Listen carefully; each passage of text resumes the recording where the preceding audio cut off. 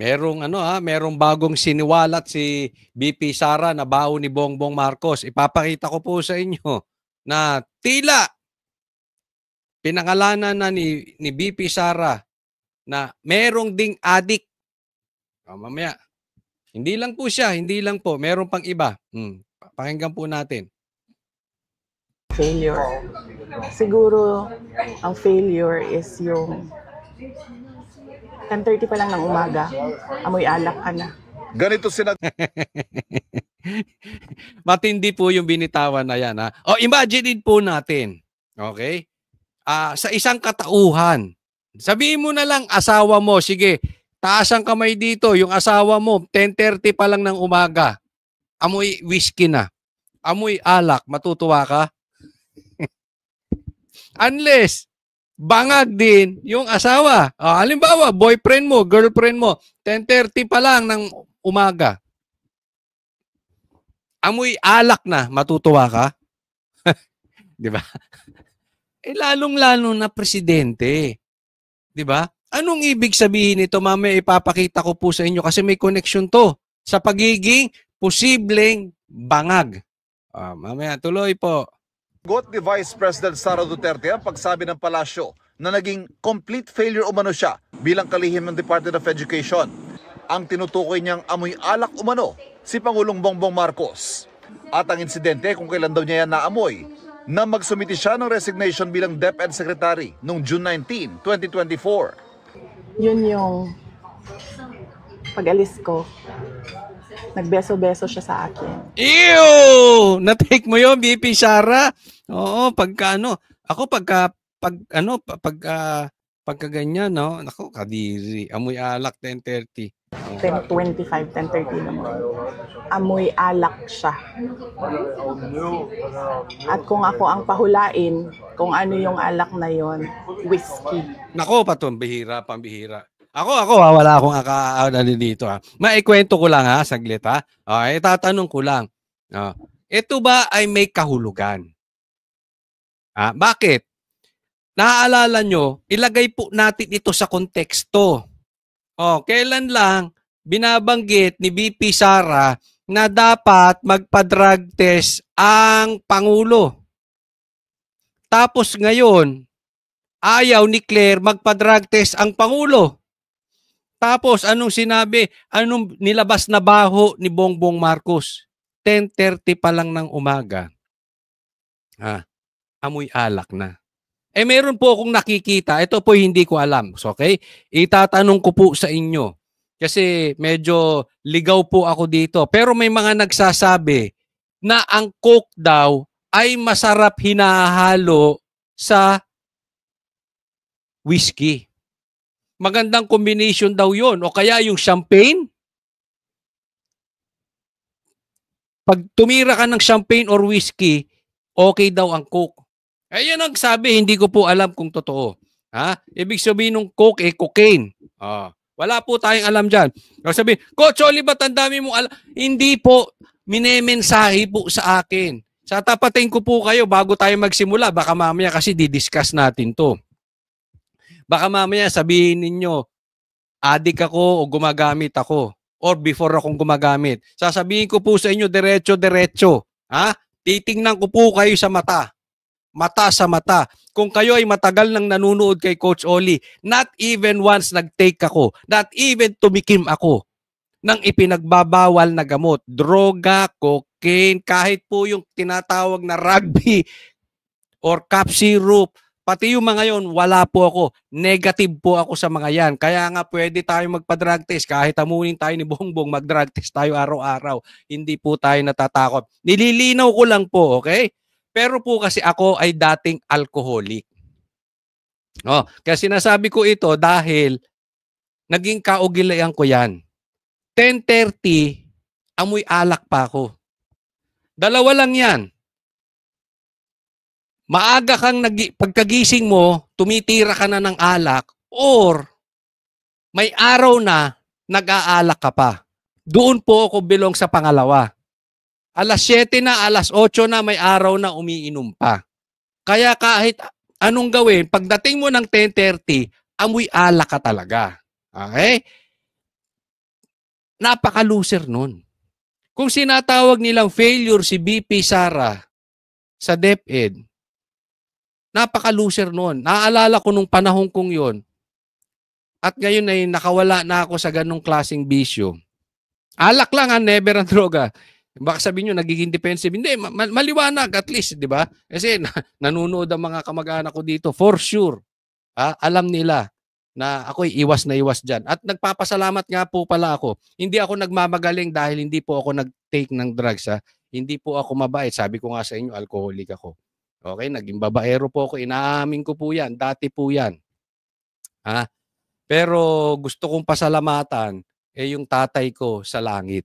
Dahil ako'y talagang masamang tao, niligtas lang niya ako. It's not because I am good, kaya hindi ako nagdroga, pero niligtas lang ako ng ating Ama sa langit. And of course, pinapasalamatan ko rin yung aking Ama dito sa lupa dahil ang lagi kong naririnig sa kanya nung ako'y nagbibinata na, iwasan yung droga, masisira ang buhay nyo, masisira lahat ng pinangarap nyo, pamilya nyo, masisira sa droga. So iwasan nyo yan. Tumatak sa utak ko yun. Kaya ako ayaw kong saktan yung Ama sa langit at Ama ko sa lupa. Kaya iniwasan kong talagang tuluyan yung droga. Okay? So let's move forward. Ngayon, pinagko-combine daw yan para hindi ka, wala kang amats. So magko-cocaine, yun ang balita ko, magko-cocaine ka kasi meron talagang hindi na maalis sa sistema, naiintindihan ko yan, hindi na maalis sa sistema yung pag-aalak. Pero susundutan mo yan ng cocaine para ano na daw, walang tama. Isipin mo kung papasok ka sa opisina, susundutan mo yan. 'Di ba? Para hindi ka mukhang lasing, papasok ka. Pero ang masama niyan, lumalabas sa bunganga. Kahit mag-mouthwash ka dyan, lalabas naman sa amoy ng katawan, yung pagiging alak kasi, bangag ka nga sa alak. Hindi ko po sinasabing addict si Bongbong Marcos. Pinapaliwanag ko lang, yung mga nagkukwento sa akin dahil tinanong ko patungkol, may connection ba ito? Bakit binabanggit ni BP Sara yung alak?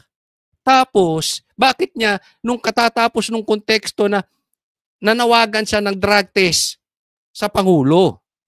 'Di ba? So pagko-connect nyo na, ganyan po, titingnan natin. Ano yung pinapalabas ni BP Sara dito? Sa akin nga, posible, either, napapagalitan to ng asawa. Kasi ganun, 'di ba? Pag asawa mo, 10:30 pa lang, amoy alak na, magagalit ka. Tama o tama-tama? Or, parehas kayo. Kaya parang sinasabi dito ni BP Sara, hindi ko alam kung addict din yung asawa.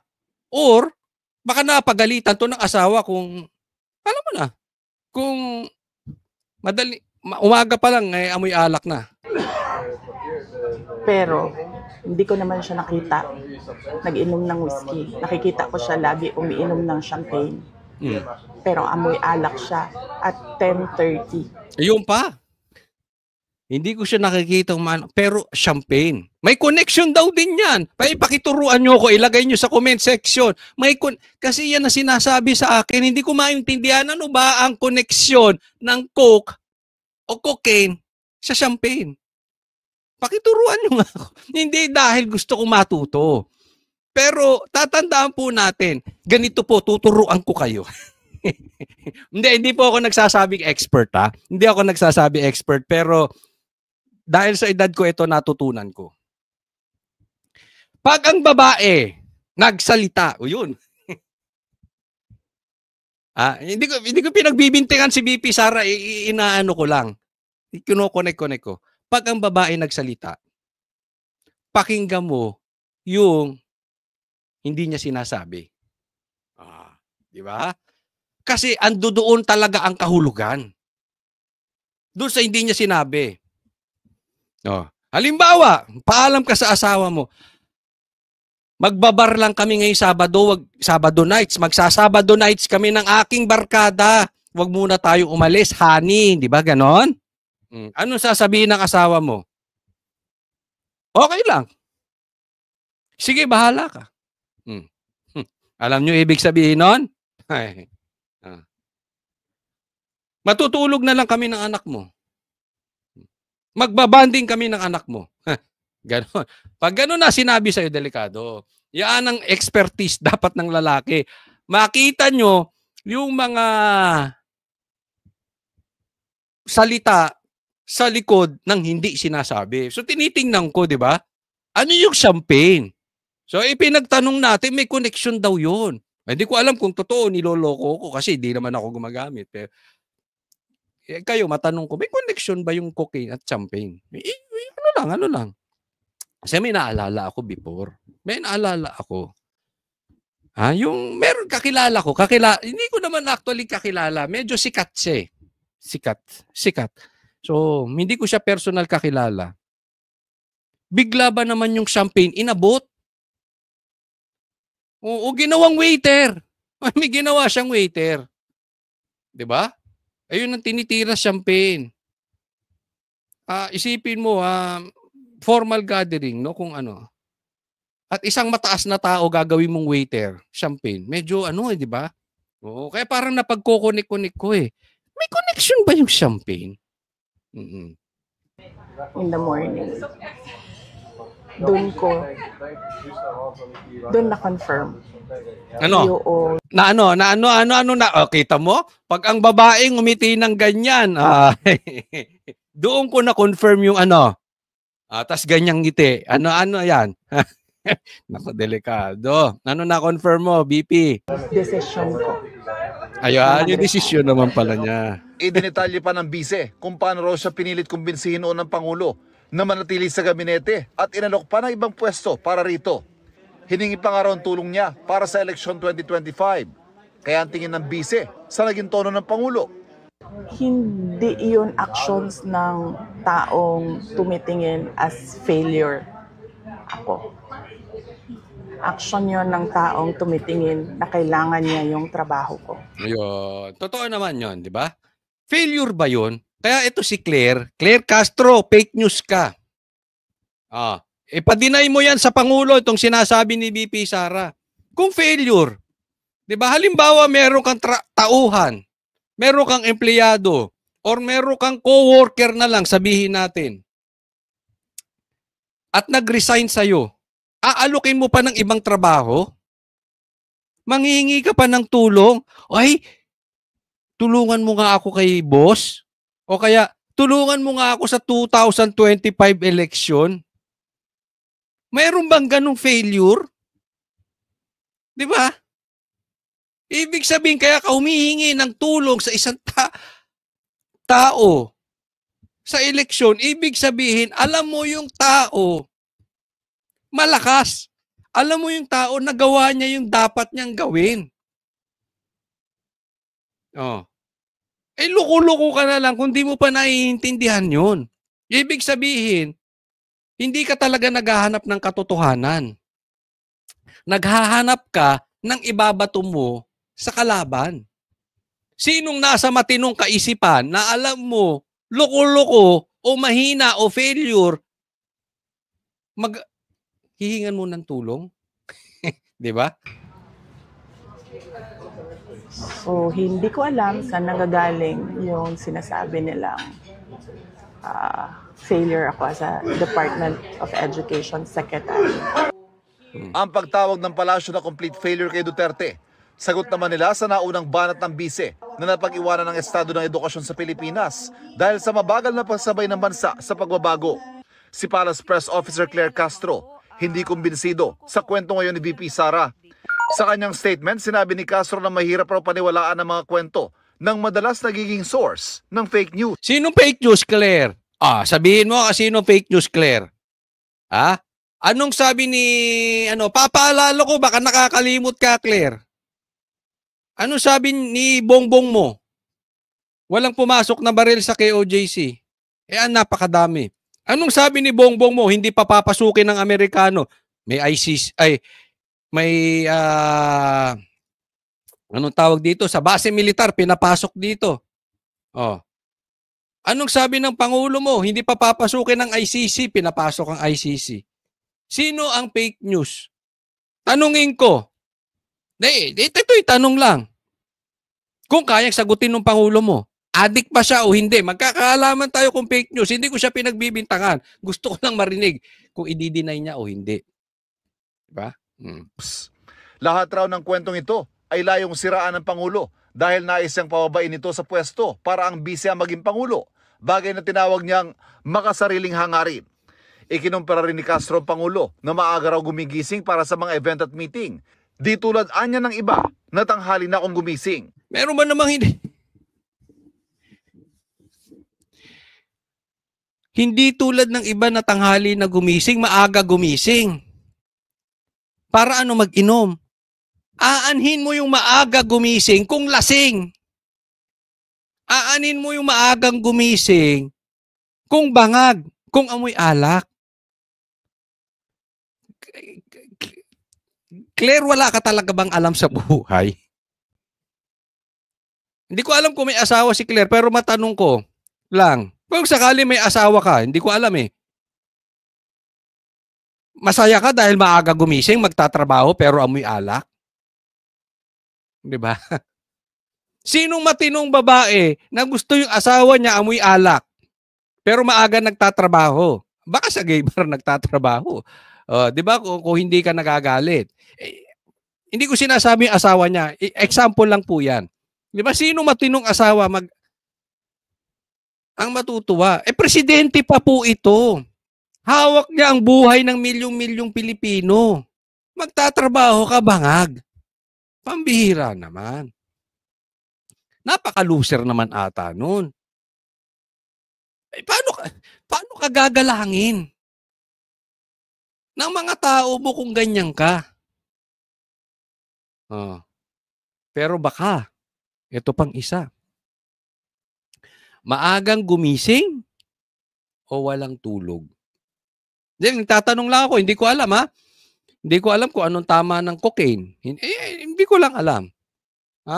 May mga, again, sinasabi ko, may mga kwento. Hindi ko pinagbibintangan si Bongbong, kaya nga tinasabi ko, magpa-drug test tayo.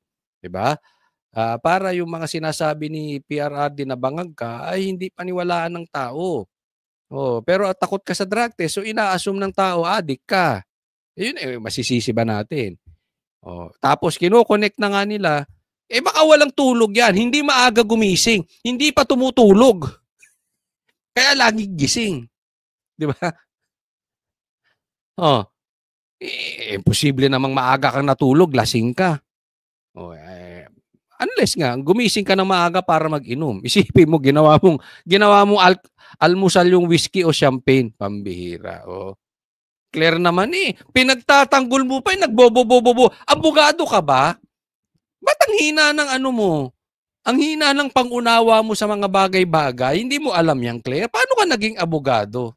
Kasalukuyan nasa The Hague ang bise para bisitahin ng amang si dating Pangulong Rodrigo Duterte. Para sa GMA